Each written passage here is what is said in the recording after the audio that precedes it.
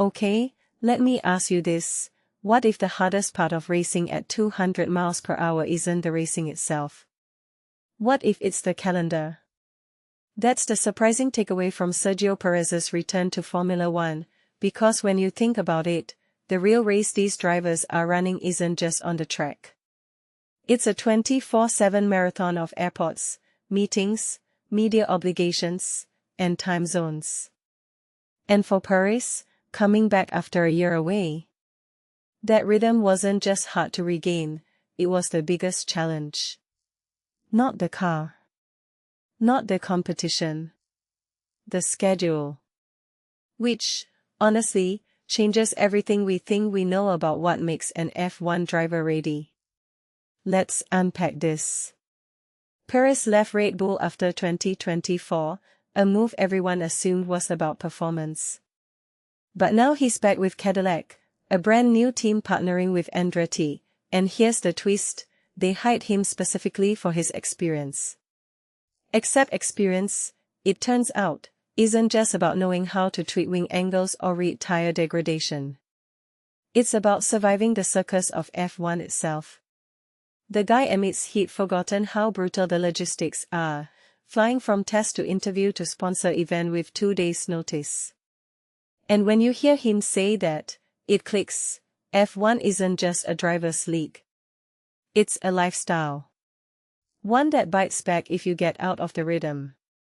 What fascinates me here is how this flips the narrative.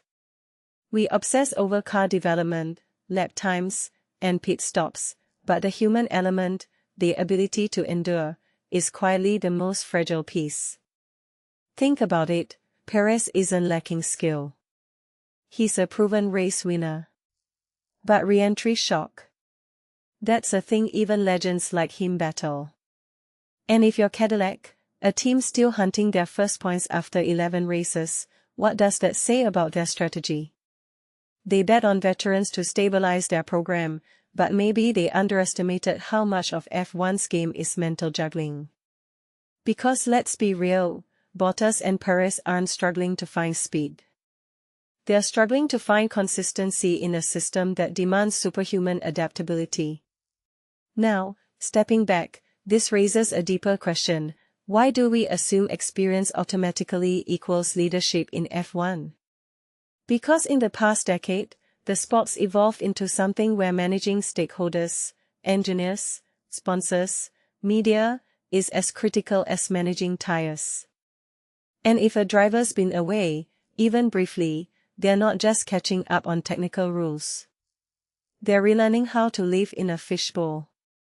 What's wild is that Cadillac, as a new entrant, might have prioritized stability without realizing how much of that stability hinges on non-driving skills. Which makes you wonder, should teams be hiring life coaches alongside engineers? Or is this just the price of admission in a sport that's as much about survival as it is about speed? Here's the thing, I'm not convinced Cadillac's struggles are about talent.